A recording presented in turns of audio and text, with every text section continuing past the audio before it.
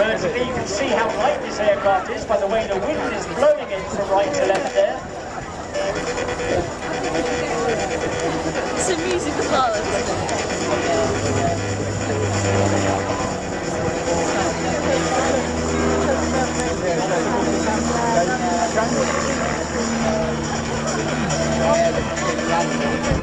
This aircraft has 180 horsepower engine, so 4 times the power of the original prototype. And with its very lightweight and its oversized control surfaces, ailerons, rudder and elevator in Lawrence aircraft, it means it is highly manoeuvrable. It flies equally well upside down as it does the right way up, and even very well flying in knife edge right side, because the fuselage generates lift as well. There's a flick roll, which is really a high-speed stick. The secret of success there is to make sure you come out of the manoeuvre flying in the same direction as you were when you first went into it, especially when you're displaying at low level.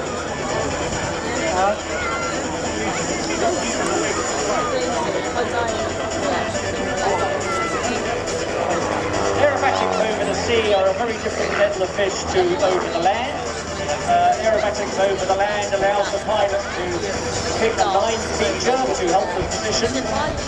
Now the pilots today are lucky because we've got quite a line between the beach and the sea, and also the path between the sea and the sky. It's a lot more difficult when there's a grey overcast. You can imagine performing some of these manoeuvres at low level. Sometimes it can be difficult to determine. Return home from combat exercises despite significant damage incurred during the conflict.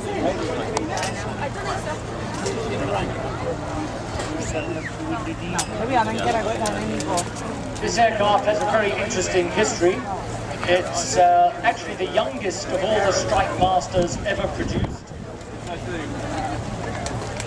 and is now 33 years old.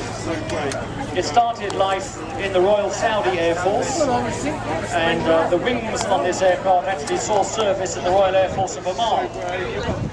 And the grey colour scheme that it currently carries is that of number 417 from the Sultan of Oman's Air Force from 1972, the year that Mark arrived in the UK from Canada. Now Mark slowed things right down as he flies in from the left.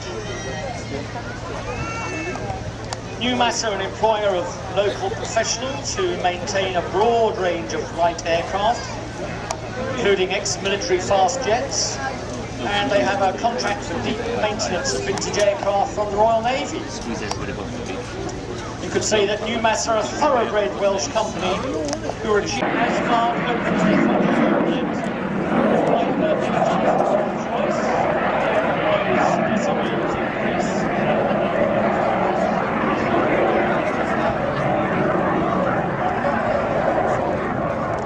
Strike Master was first flown in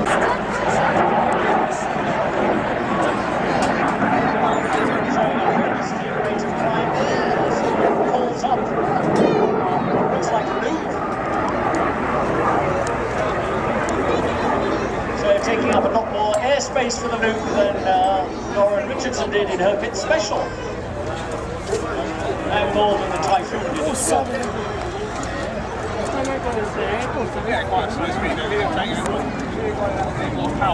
Mark imported this aircraft from Oman in 2004. You don't need a winter coat. It's a great touring aircraft capable of speeds between 120 miles an hour and 0, as you saw when Peter flew in and came to a stop. It can't stall, as I said. As we were coming in for final approach, he just stopped to have a good look round to make sure there was nothing else coming in. Dancing on the rudder pedals there, you're in that aircraft, showing you just how manoeuvrable it is. Last night, with 2 of us up, we took off in less than 100 meters, and he touched down in probably about 10 meters. Very short landing.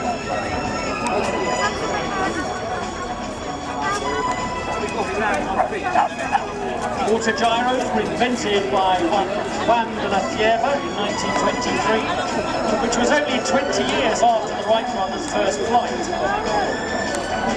And they marked a departure from conventional fixed-wing aircraft because de la Cierva wanted to invent an aircraft that couldn't stall. The name Autogyro was a trade name for Cierva's make of aircraft. Nowadays, of course, they're known as autogyros or gyroplanes. But as Peter reminded me yesterday, not gyro. First World Microlight Championships. He won the first Golden Calibri Award to be awarded in the world for achievements in a microlight. So he's certainly used to flying small ultralight aircraft. Look at that, just processing sideways along the display area. He has a FAI world distance record, which still stands to this day. In 1994, he won the Around the World Air Race in a Cessna. He is coming to a stop once again.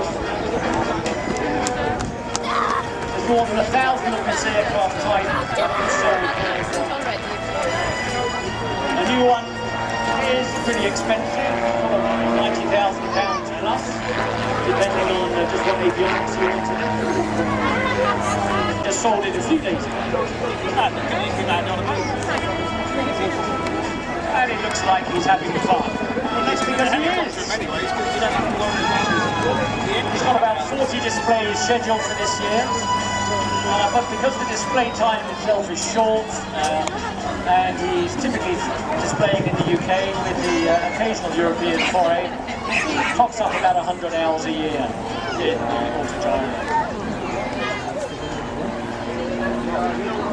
Right, let's give him a wave whenever he slows down enough for you to see him. Has anybody spotted him in his DJ yet, his dinner jacket? We look at it now is Red 4. He is Flight Lieutenant Matt Masters. Matt's in his second year in the team. He's a former Tucano flying instructor and Tornado defense pilot. Again, more recently, he has been flying this Hawk number 100 squadron, providing that training for frontline aircraft. And then you have to...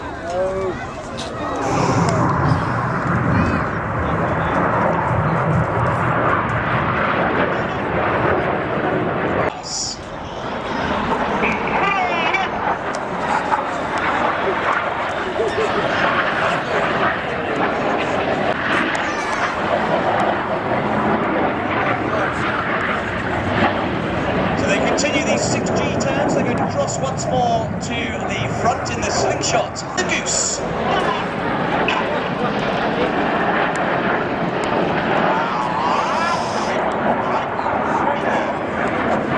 Climbing steeply to the right, performing a couple of tricky rolls there was Red 9. Red 9 is Flight Lieutenant Emmett Cox, and he's in his third and final Like I said, if they do about 300 year. mile an hour that way, and the other one stood 300 mile an hour the other way, that's 600 mile an hour closing becoming speed. Tornado pilot and Tucano instructor. Keenan climb off to our left. Now look straight ahead. The three headlights of Red 6, 7 and 8.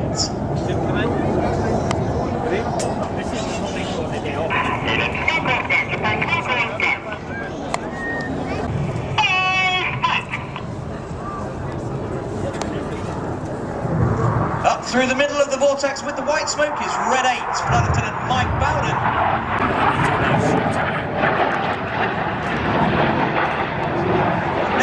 To the left, 45 degrees. Front left, 45 degrees. Enid line astern go, says Red 1. The white smoke comes on. They drop down to be stacked top to bottom. Reds 1 to 5. Entering a left-hand turn, the following pilots use their feet to input a lot of rudder and swing the jets out like a pendulum in line astern.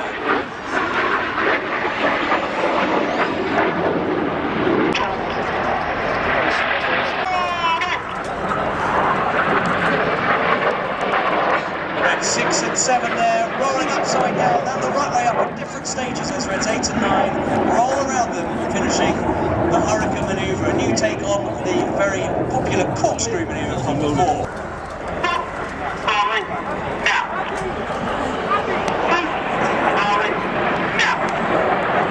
Each of the pilots pilots there in the Revolution flying aileron roll, essentially a full left-hand control column input, rolling the aircraft very rapidly around its longitudinal axis. So they finish that to our left.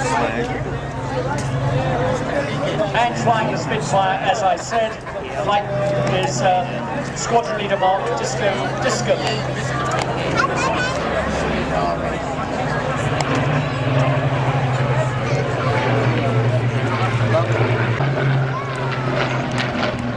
See there the very different wing shapes, that classic elliptical wing of the Spitfire to help make it so manoeuvrable. The Hurricane itself very similar to one of the earlier fighters that were biplanes, just with the upper wing removed. Nonetheless, the Hurricane was the first aircraft to enter RAF service that had the full suite of retractable undercarriage, 8 wing-mounted machine guns as well, and an enclosed canopy.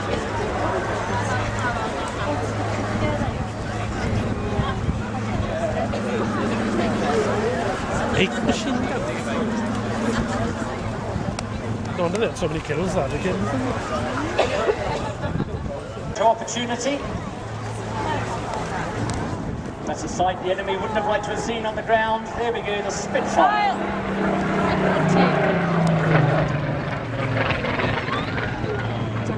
Flown today by Flight Lieutenant Anthony Parkinson, MBE, known as Parky. He joined the RAF aged 18 and has been flying ever since. He was privileged to be the first pilot to gain 1,000 hours flying the RAF's latest fighter, the Eurofighter Typhoon, which will be closing the show today. And he's also flown more than 1,000 hours on 3 other types, the F4 Phantom, the Tornado F3, and the Hawk with the red arrows.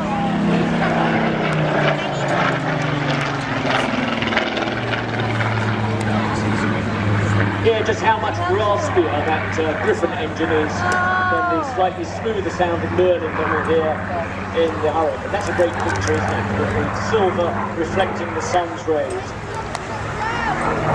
So Parky also flew the F-16 Fighting Falcon for 3 years when he was on attachment to the Royal Netherlands Air Force, and has more than 7,000 flying hours in total.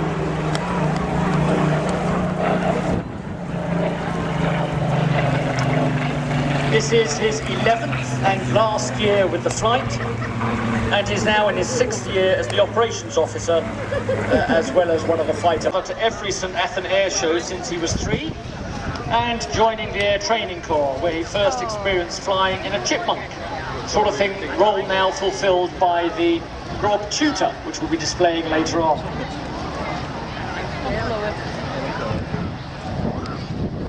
Hurricane flying in towards us with a Spitfire on its tail.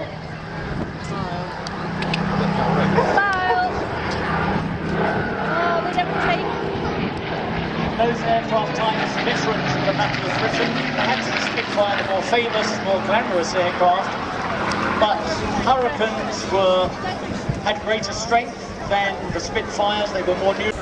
So Mark Discon is in his 3rd season with the flight.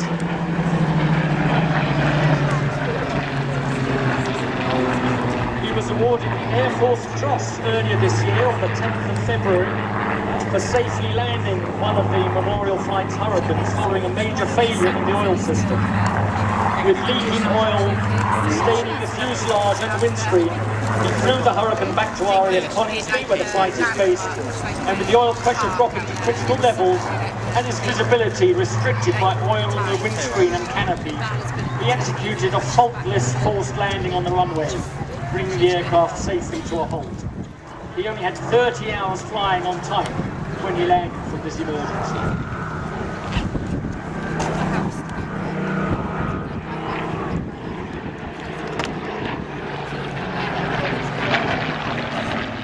Hurricane is the last Hurricane ever built of 14,533, compared with just over 20,000 Spitfires.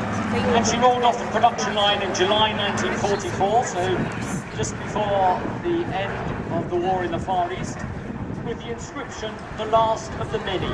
Such as Port Talbot do mud rescue, that's their speciality. It really is a team effort, isn't it, between the RNLI, Her Majesty's Coast Guard helicopters and the land-based Coast Guard, the police, the fire rescue service. It really is a multi-agency operation when we go out on search and rescue tasks.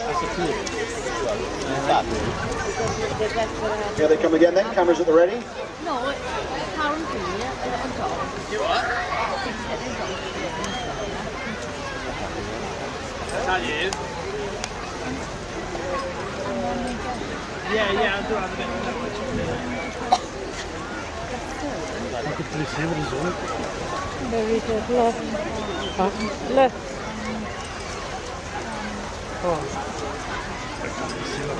Big changes, as you'll probably be aware, in the last couple of years from the Coast Guard and also the aviation side of things. We are now controlled from Milford Haven, so if you dial 999 and ask for the Coast Guard, you can't ask directly for a lifeboat. So you call 999, ask for the Coast Guard, you get through to Milford Haven. They will task whatever assets they feel are necessary, so a helicopter, an RNLI or an independent lifeboat, a Coast Guard rescue team, or indeed any of the services. We also work very closely with the military on occasions. They will coordinate the incident from there. And in terms of aviation, all the military aircraft have now been replaced by the Coast Guard contracted aircraft up and down the country, and the military coordination centre up at Kinloss has been replaced by an air rescue coordination centre which is co-located with Fareham. That's the National Maritime Operations Centre down at Fareham in Dorset.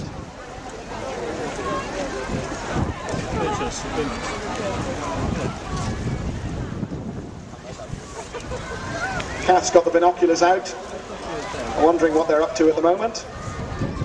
Not a great deal is the answer. They may well have already carried out one bit of winching, but as they come down towards the southwestern end of the bay, fingers crossed we'll see a transfer from the lifeboat up to the aircraft.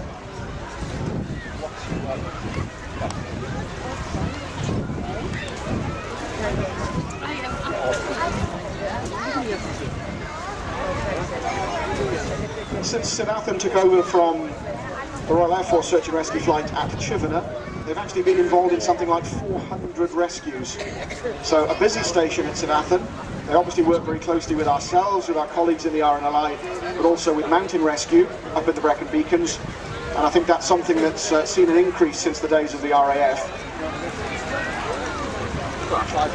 So, winching in, the aircraft just moving clear of the stern of the vessel. There you see the lifeboat crewman being winched up into the aircraft.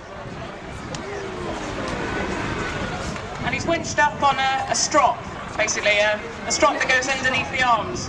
So you've got to keep his arms down to secure safe entry into the aircraft.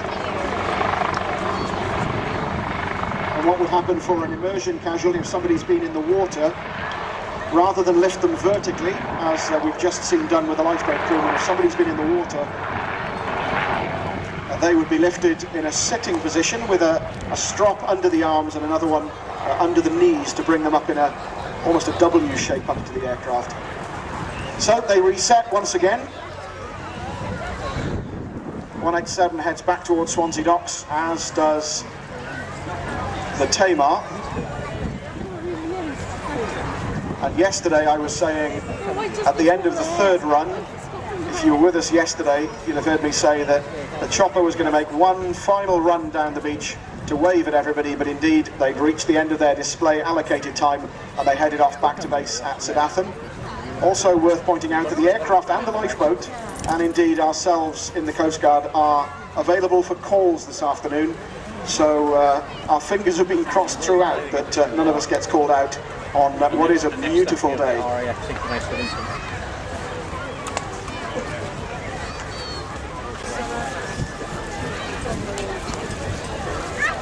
So Kath just explained to us the feeling when you're sat in the door of the aircraft about to be winched back down. Which is the more nerve-wracking, going up or coming back down again? They're both pretty nerve-wracking, if I'm honest. Quite exhilarating experience though. But like I said, there's that whole being, I was winched up and down on the strop, and keeping that under your arms is with your whole body weight under the arms to go up and to go down. can be quite hard going. But it's all fantastic training and something that is essential, as I mentioned before. You see the crew member now being winched back down, exactly into the correct position.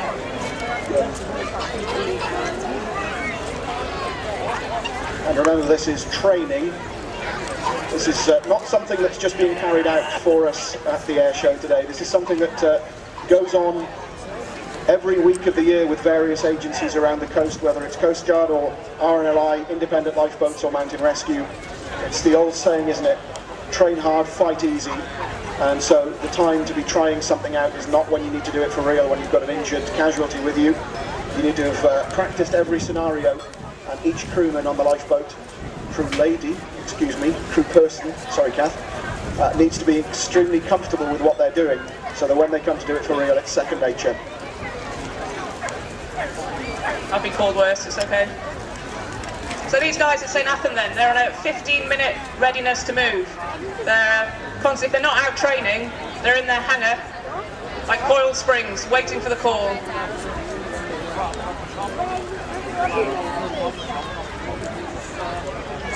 So as they come past us for what we suspect is the final time, big wave from everybody on the beach. They can see you because they're flying so slowly. The pilots will be looking at you, the winch operator, and particularly the winch man as he goes back up from the lifeboat to the aircraft will see you, and hopefully we'll get a big wave from them before the aircraft departs back for St Athan, and I think the lifeboat will go into position to provide safety cover for our next display this afternoon.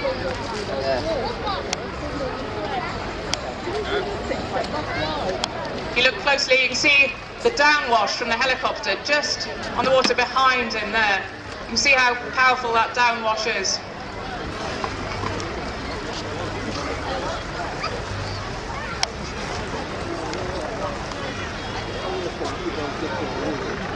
And difficult to explain, but the person standing right at the stern of the lifeboat, there he goes, is the winchman.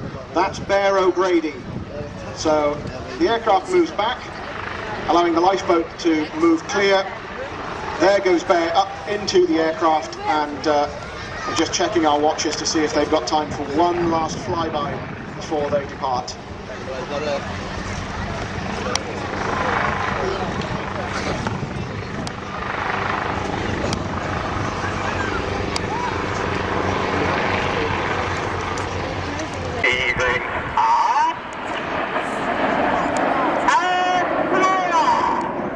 Going upside down now at 2,500 feet, 400 miles an hour.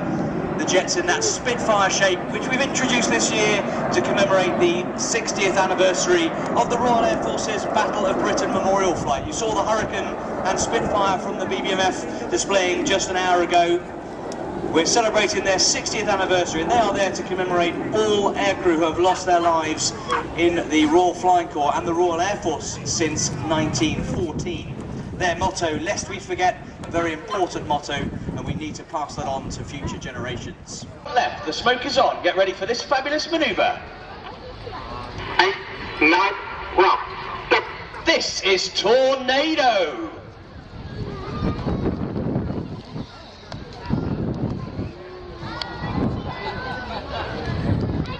Eight and 9 there with red and blue smoke. Left. Coming left, reds 8 and 9 switch to white smoke, reds 1, 4 and 5 to coloured smoke, and 8 and 9 work very hard now to maintain these rolls around the rest of the formation.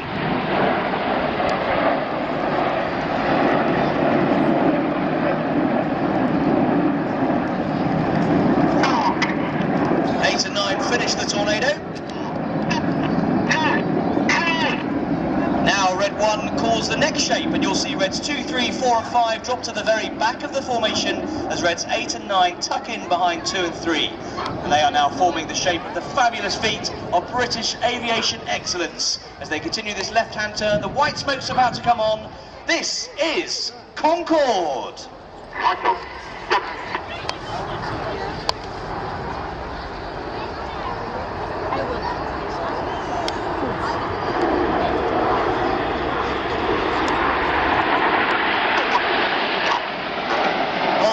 Bottom formation as we see it is Red 5. Now, it's a bit different to normal. We've got a returning pilot to the team. Red 5 is Flight Lieutenant Chris Linden-Smith. He's a former Tornado GR4 pilot and Hawk flying instructor. He first joined the Red Arrows in 2011, leaving in 2013, having led the Synchro pair. And he's rejoined this year to be Red 5.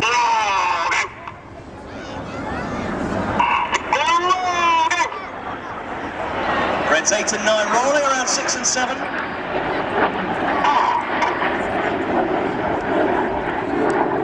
Red 6 and 7 rolling inverted and upright at different stages as they now finish that manoeuvre off to the left, entering a right-hand turn in escort formation.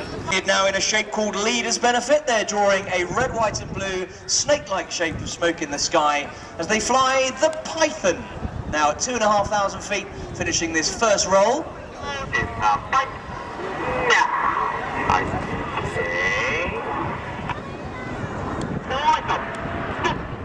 Switching to white smoke now as Red 1 puts his red smoke on. 2, 3, 4 and 5 to white. The white smoke is diesel fuel that we inject into the aircraft's 400-degree engine exhaust. That makes it vaporize. We carry 5 minutes of that white smoke, which is pure diesel, and to get the red and blue we add a dye to the diesel, carrying a minute each of each colour in each of the aircraft. And that's then finishing the second roll to your front left as the Python completes in that direction. Now look straight ahead to find Jippo. Cameras ready, this is the Jippo break.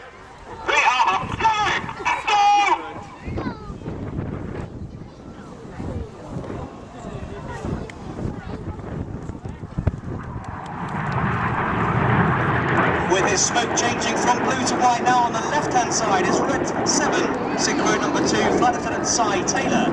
Cy is in his second year in the team. He is a former Tornado GR4 pilot before then switching to the Typhoon Force, eventually becoming an instructor, teaching new Typhoon pilots how to fly the aircraft, and you'll see that fabulous aircraft performing, closing the show just before 5 o'clock this afternoon. Now Synchro back to 100 feet for the double rolls.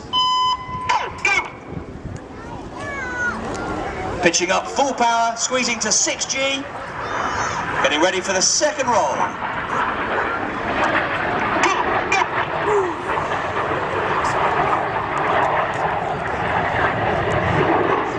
Synchro finishing the double rolls. Bring your eyes to the left now. Bring your eyes left to find Enid.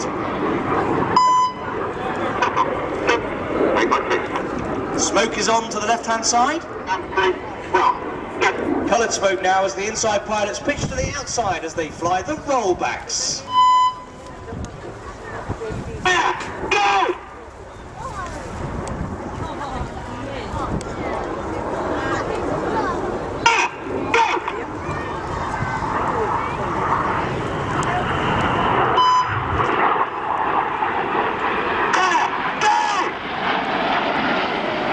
The beeps you hear are actually Red 6 pressing a tone button in his cockpit, while Enid are displaying they use the radio, but Red 6 still needs to execute various patterns for their next manoeuvre, so he presses a tone so he and Red 7 know when to turn. Closing 360-degree turns, pulling 6G. This is the carousel.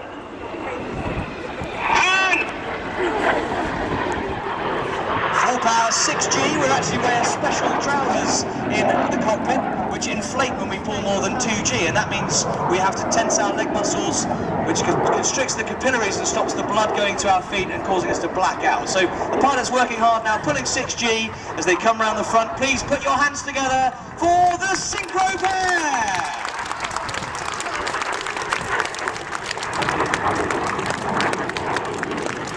The Infinity break. And you've been watching the Royal Air Force aerobatic team, the Red Arrows!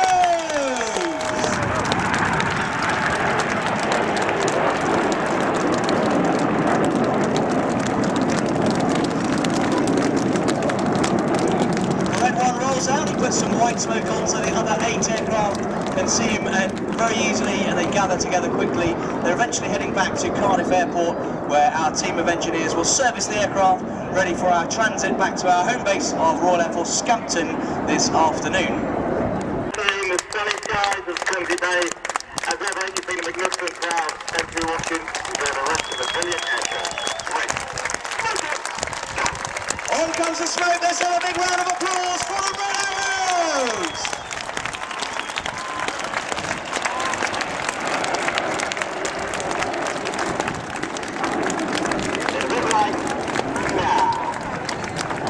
Right-hand turn as they press off for another fly past before returning to Cardiff Airport, and then we're going to head back home.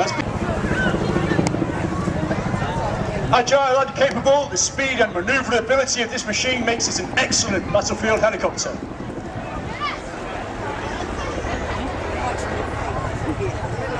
The 2017 Chinook display captain is Flight Lieutenant Andy Smith, an 18 Squadron instructor.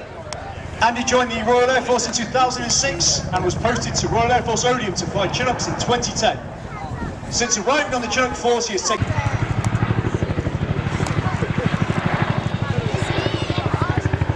Linking two together, this will be the roller coaster.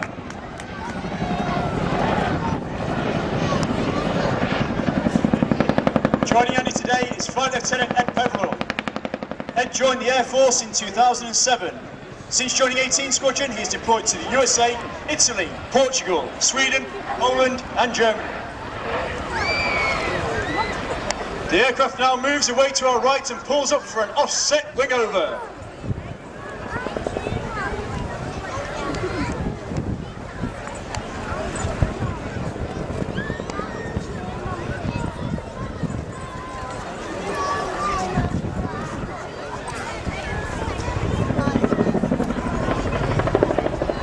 Listen carefully as the aircraft closes in and the distinctive rotor noise gets louder.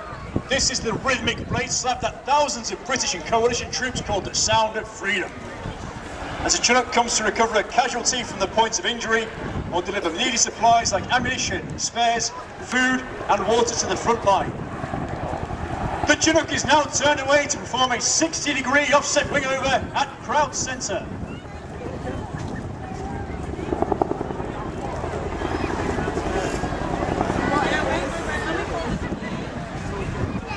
Flown by the Royal Air Force, the Chinook is operated in support of all three services and often the platform of choice due to its large cabin. Carrying 40 fully armed troops, sometimes with quad bikes, trailers or other all-terrain vehicles. It can also quickly be rolled as a casualty evacuation aircraft. 2 to 3 hooks visible underneath are able to carry underslung combinations of netted supplies, up to 10-ton ISO containers, vehicles, artillery guns and even in anger, another Chinook. As the aircraft climbs for a wingover to position for a Crowd Centre noseover, get your cameras ready for a great picture of the aircraft.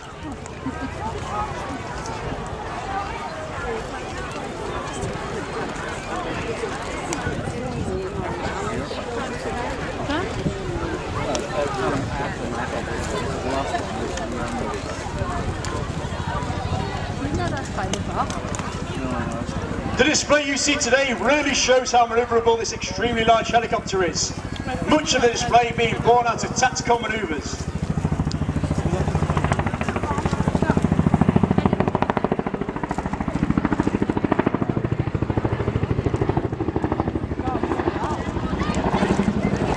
The crews have spent a significant time training for ship-based operations where the Chinook is able to project amphibious assaults and resupplies both to and from the unforgiving maritime environment.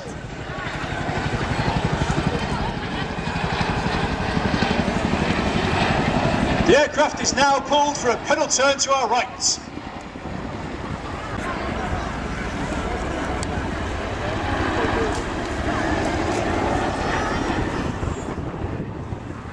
Watch now as the crew will fly a low-level 360-degree orbit, giving you the chance to really hear the fabulous sound of the blade slap and get an outstanding view of the aircraft.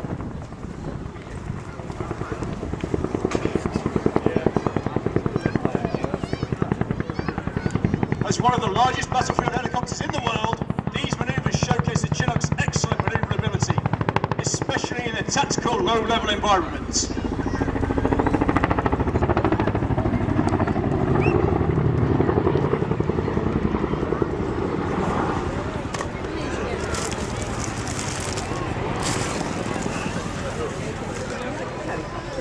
The aircraft will now be flown through a 180-degree nose-down quick stop and fly sideways along the crowd line.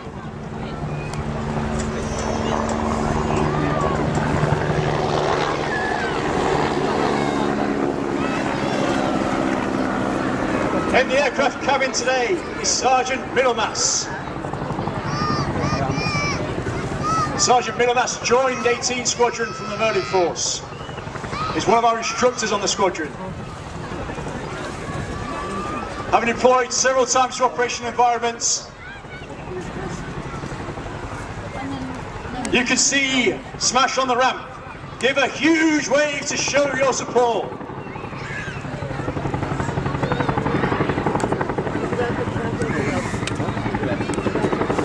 The crewman's primary role is to manage the vast loads that are carried internally and underslung, working freight or vehicles with passengers, often under heavy enemy fire. The Chinook is a resilient battlefield helicopter with vast protection and redundancy measures, designed to allow it to survive harsh battlefield conditions.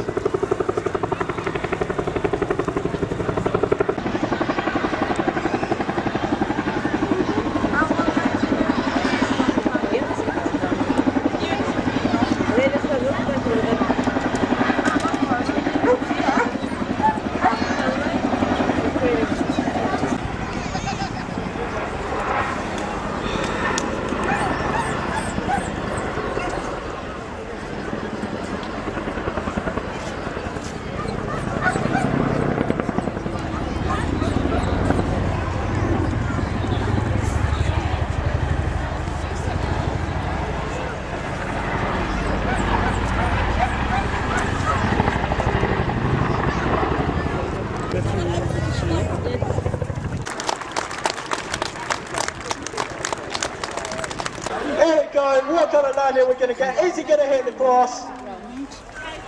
I do mean hard. Here we go. There he is, landed that one. Oh, so close. Yesterday we did get a 60% hit rate on the cross. You gotta wonder what we're going to get today. Winds are looking good for a formation like that. It's hard to hold together. And Corporal Will Forbes has split off, ready for his landing pattern. And we got by downplane coming in. They've split at the safest possible height they can, coming in as fast as they can. And now they're all on their own, setting up their individual landing patterns. For a skydiver, this is part of the most dangerous part of the job. This is where you have many canopies in the air, all trying to hit the same place at a similar height. So they come in what's called a stack order. Is he going to hit the cross? He's coming in good. And a massive round of applause. Here comes Merlin coming in first. And a nice soft landing. Last but not least, Corporal William Forbes. There is something right above the cross, covering everyone in a flag. And another safe landing from him.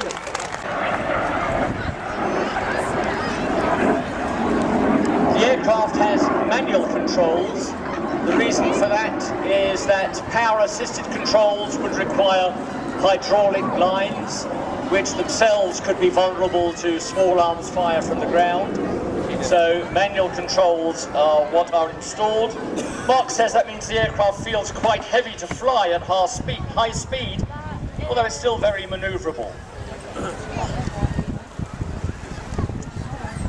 Many strike masters that were used on operations safely returned home despite significant battle damage incurred during conflict from ground arms and small arms fire.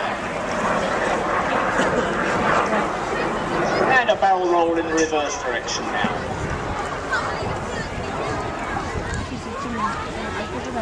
The good news is for these remaining jet displays is that the noise levels are going to increase as the afternoon progresses. So Mark is quite quiet there in the Strike Master. The next display item is a pair of vampires, which are each quite quiet, together perhaps a little bit noisier. And then, what can one say about the Typhoon? Well, their hashtag is Bring the Noise. I think that speaks for itself, doesn't it?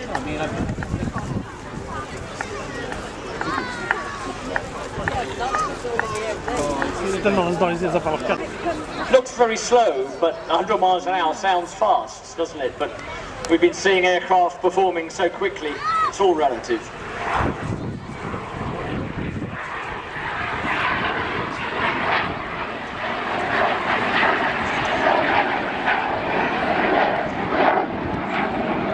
getting a bit busier as he opens up the throttle to climb away. The RAF Typhoon will perform a similar manoeuvre later on this afternoon, but when he comes to the end of that low-speed pass, watch out as he opens up the throttle, flicks on the afterburners, and you'll see the reheat light up at the tail of the aircraft like two red-hot pokers, and that's certainly a lot noisier. He flies the Boeing 787 Dreamliner for British Airways.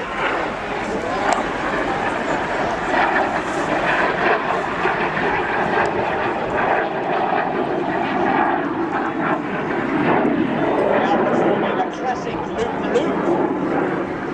You see just how much airspace he takes. We'll contrast that with the Typhoon later on, which will do a similar manoeuvre a lot tighter. That's the advances in jet technology for them. That makes a nice picture there with the half moon in the background.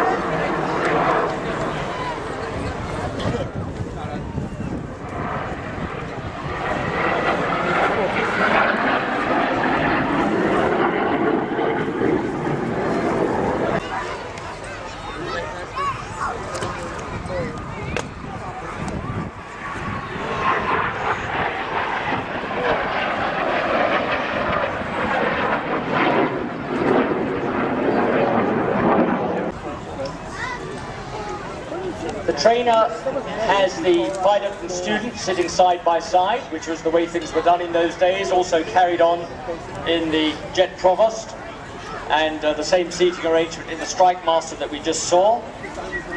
Whereas more modern trainers, like the Tucano, which replaced the Jet Provost, had the tandem seating arrangement where the student sat in front of the instructor. Change formation, Rolf Meehan, the number 2, is in line astern, so behind and below his leader.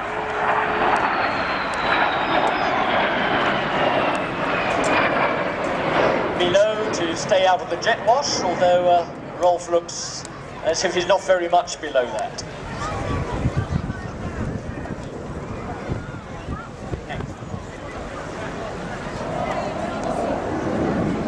The fighter bomber variant, the FB-52, was armed with 4 20mm Hispano Mark V cannon and could carry 8 3-inch rockets or 2 500-pound bombs or 2 drop tanks for extended range.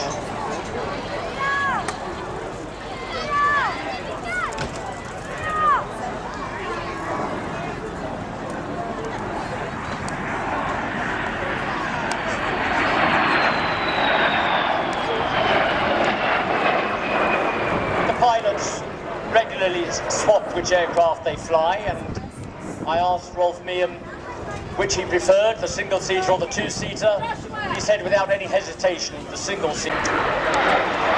Now back in echelon starboard formation, pulling up, showing a very respectable rate of climb. 4,800 feet a minute.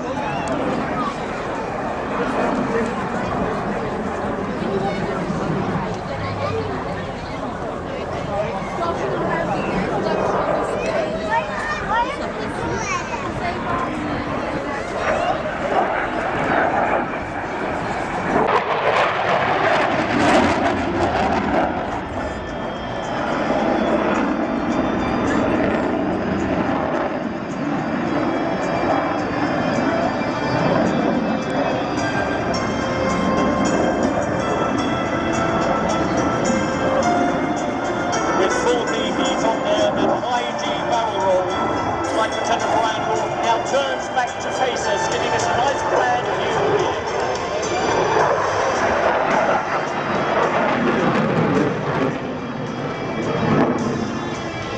You can see the afterburners glowing.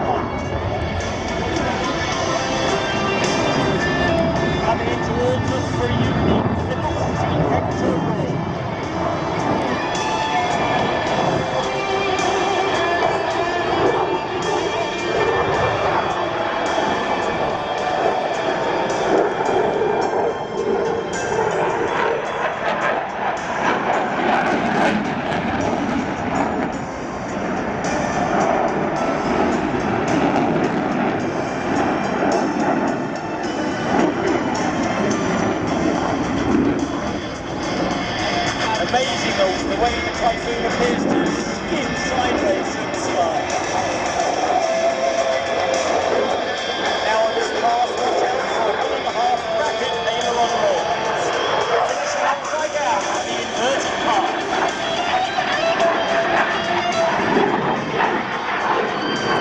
Now it's a minor slow-tune negative push. Very uncomfortable for the pilot. Causing all the blood to rush to his head.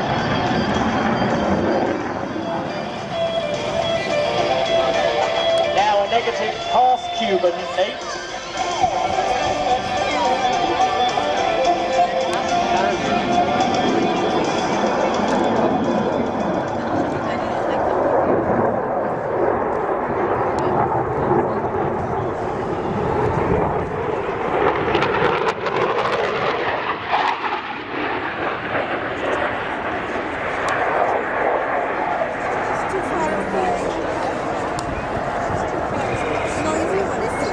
Now that's a 9G pull, so Ryan weighing 9 times his weight here on the ground. That G-suit working overtime to keep him from greying out or passing out.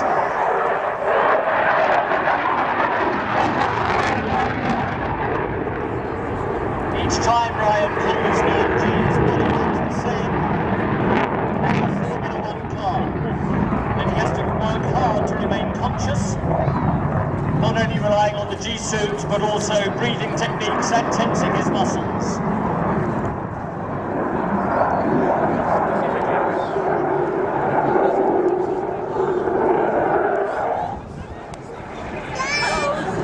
Now performing a minimum radius turn.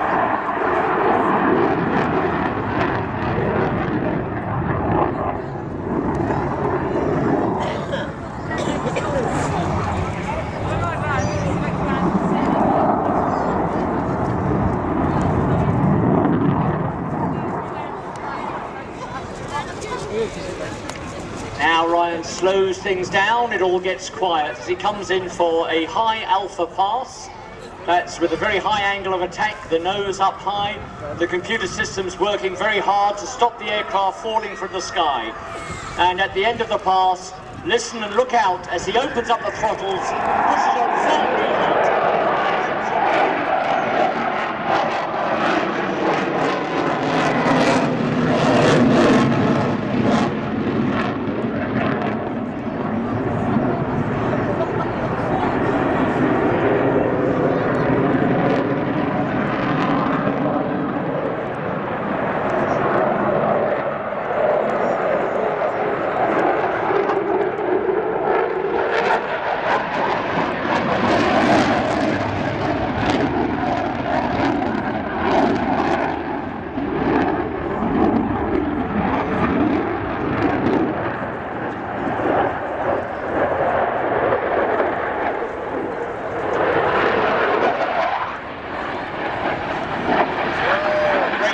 View of the aircraft there as negative G is inflicted upon the road once more. It's amazing just how little airspace he's taking up when you compare it to the Strike Master and the Vampires we saw earlier on. Generations of jets earlier, not computer controlled, not fly-by-wire. Now you can see we got the landing lights on.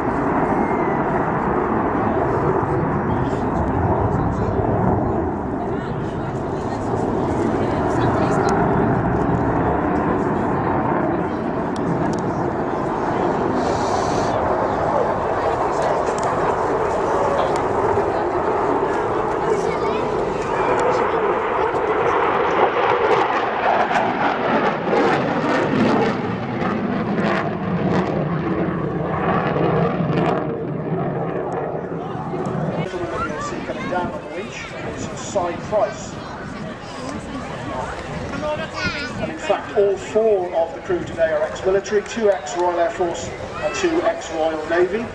Different crew tomorrow, and I'll be telling you about them if you're with us for day 2 of the Wales National Air Show when they display tomorrow.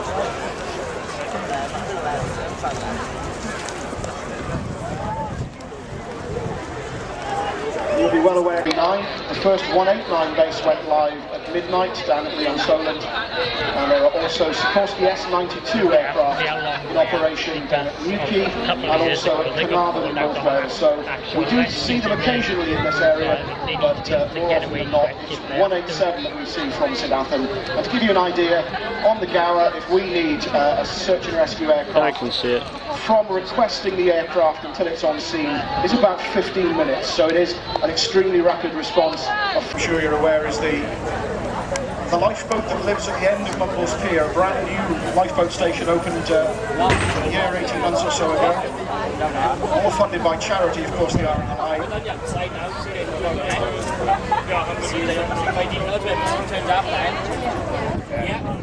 The inshore lifeboat based in the area of Mumbles Pier. You'll see the inshore lifeboat house as you drive down to the pier on the left-hand side. Both extremely busy. Mumbles lifeboat station, one of the busiest in Wales. The inshore lifeboat, as you can imagine, particularly busy at this time of year. And in fact, we worked with the inshore lifeboat last night. Or people might have been cut off on the lighthouse island at Mumbles. Just a false alarm on that occasion. But over the last few days, both ourselves and the inshore lifeboat have been out on a number of occasions. So the aircraft peels away then. That's their first run. Now the lifeboat will now reposition. Same again. The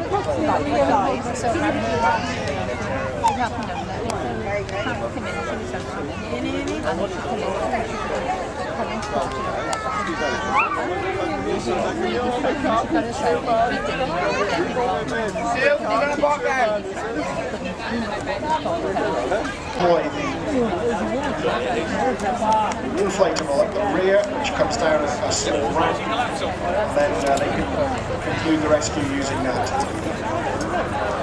So the winchman then, recovered to the aircraft. Side Price is the man on the winch.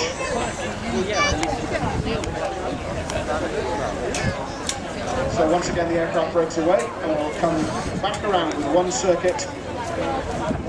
Hopefully give us a big wave. Yeah. Some people just left, so maybe there's some chairs free. Do you want to have a little look then? Not particularly. But do you know where the set? In fact, the aircraft is so stable. When he was flying me yesterday, to demonstrate this, he took both hands off the controls. If the aircraft's properly trimmed, it just sits there and flies itself. So long-range touring is not tiring at all.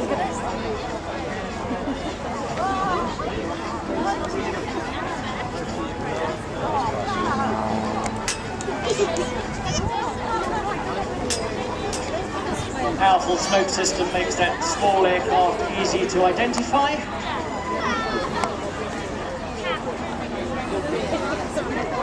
Now he's setting up for his trademark finale. We missed the bows that the Harriers used to do at the end of their display. So now here we have the auto-gyro bow. There we go.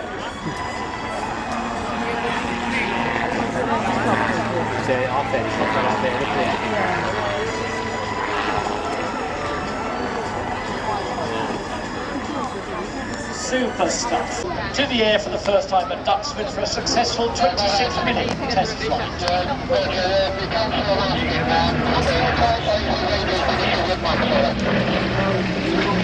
Following some minor adjustments, a further 2 test flights were carried out, and the aircraft received its full permit to fly at the end of 2014. So 2015 was her first display season, and as you can imagine, she's been a very popular addition to the airshow circuit.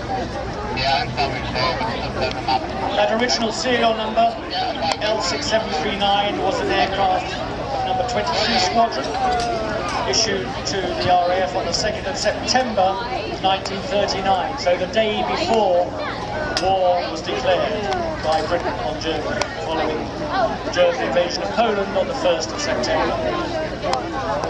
Throughout the Battle of Britain, she fought as a night fighter before being struck off charge in December 1940 after being damaged.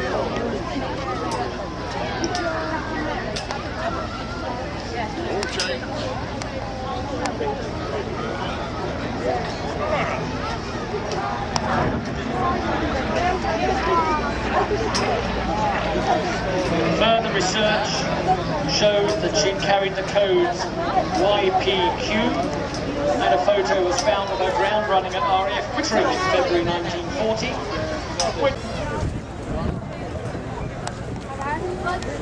And she's only been returned to the skies as a result of the more than 25,000 man-hours put in by volunteers at Duxford to help the rebuild, and the Blenheim Society, whose relentless fundraising helped to keep the project afloat. His younger brother, the boat fighter, was called Whispering Death by the Japanese.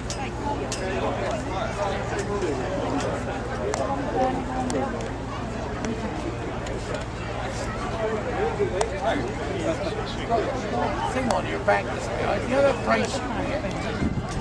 John Romain himself is a highly experienced pilot of numerous vintage aircraft, particularly warbirds.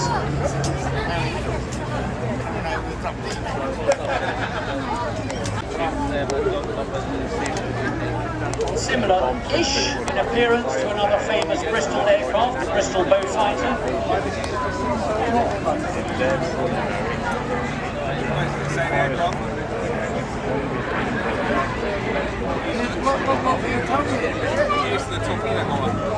Aircrew lost their lives in service from 1914 with Royal Flying Corps up to current, or up to the present day, and their motto is "Lest we forget." You're about to see a Hurricane and Spitfire from the Battle of Britain Memorial flight after this display, but "Lest we forget" is their motto, and it really is the most important motto of any squadron in the Royal Air Force. So kids, remember that, lest we forget.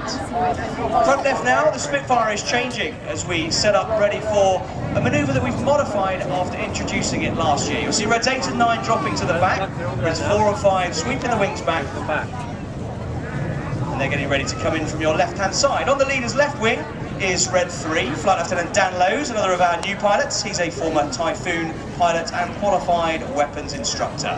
Looking left now, the smokes are on, getting ready for Tornado.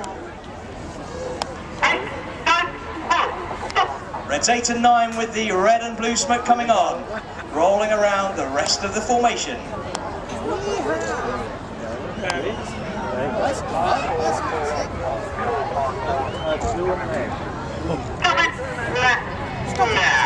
Entering a 3G turn, Reds 8 and 9 working very hard now to maintain those rolls around the rest of them.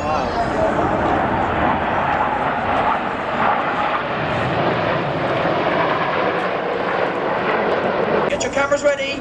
This is Concorde.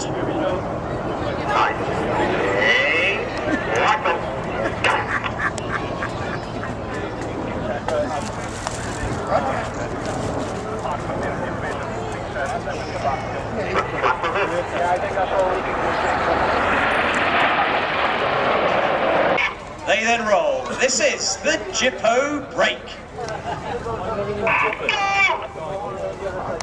The Jippo left-hand turn.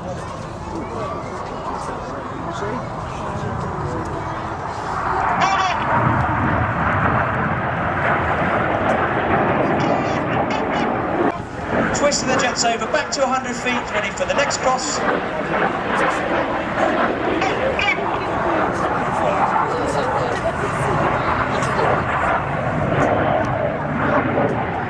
Double rolls finishing left and right. Now draw your eyes down to the left-hand side.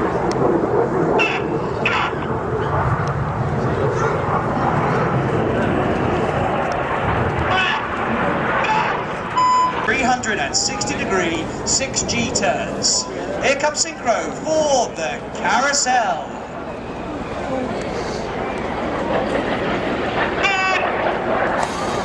Colours and smoke on. Full power, 6G. Remember, they're working hard. We wear special trousers in the cockpit which inflate around our legs when we go over 2G. That then means we have to tense our leg muscles, constricting the capillaries, preventing the blood from going out of our brains and into our feet so we don't black out. So working hard. They're going to cross around the front to white smoke. Swansea, please put your hands together for the synchro pair!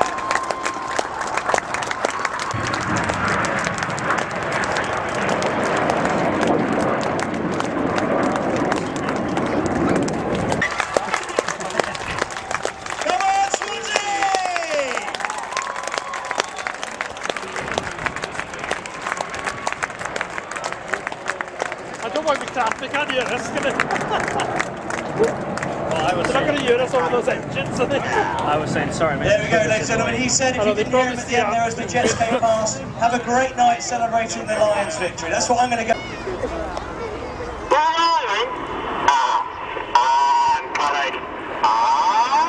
Once again, 400 miles an hour and 4 times the force of gravity in our trademark shape with all 9 jets smoking.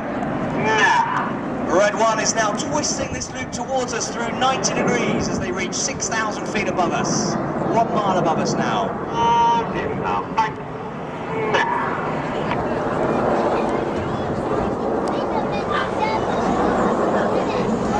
So once again, noses pointing towards the sea as the speed is building up, the G is building up, and they're finishing the Diamond Quarter Clover, which signifies the end of the first part of this Red Arrows performance, where so far you've seen all 9 jets together as close as 4 to 6 feet apart, performing close formation aerobatics.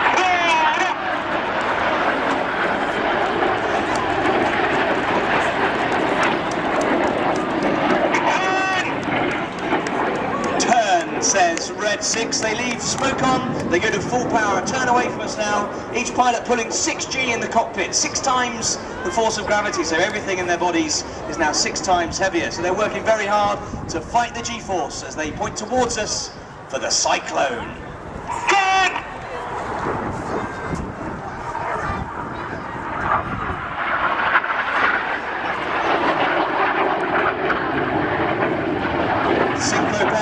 Once more in what we call the slingshot out to the front, but now look to the right. Looking right, you'll pick up the 5 jets of Enid. Now look left. Here comes a lone jet, Red 9. He's about to fly through Enid's V in the Goose.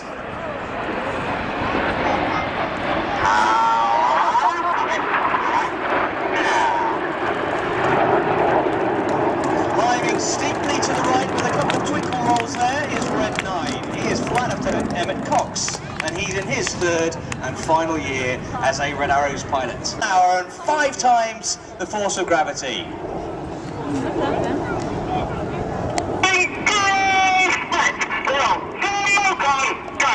Now at 7,000 feet, on comes the white smoke as the synchro pair get ready to draw their heart in the skies above Swansea.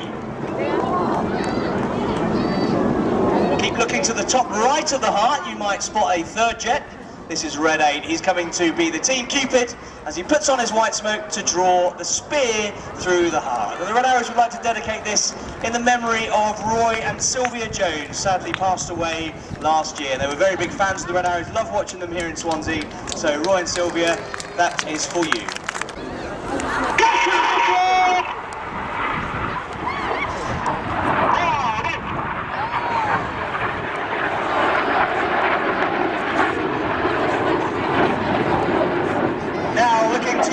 Left 45 degrees, just to the right, up and right of Port Talbot, you'll see 5 headlights.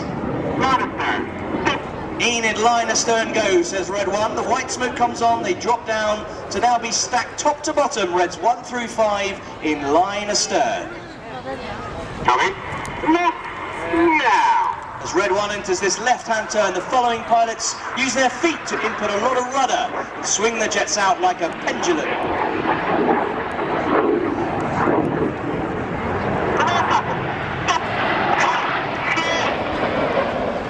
Normally we fly our formations with odd-numbered pilots on the left and even-numbered pilots fly on the right, but this shape, it's the other way round. Reds 2 and 4 are on the left, Reds 3 and 5 are on the right. They want to switch to their normal sides by doing this as they fly the slalom.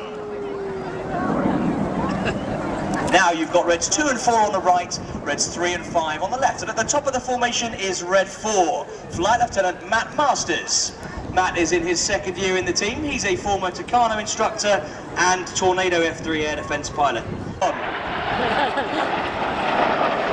Finishing this left-hand turn, he did switch from red to white smoke. You now need to look right to find the 4 jets of Jippo.